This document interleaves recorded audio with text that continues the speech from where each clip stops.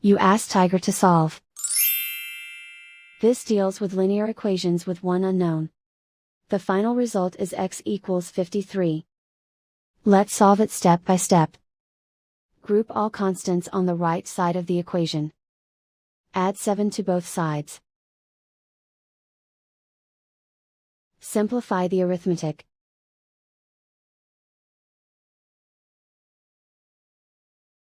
Isolate the x. Divide both sides by 2. Simplify the fraction. Find the greatest common factor of the numerator and denominator. Factor out and cancel the greatest common factor.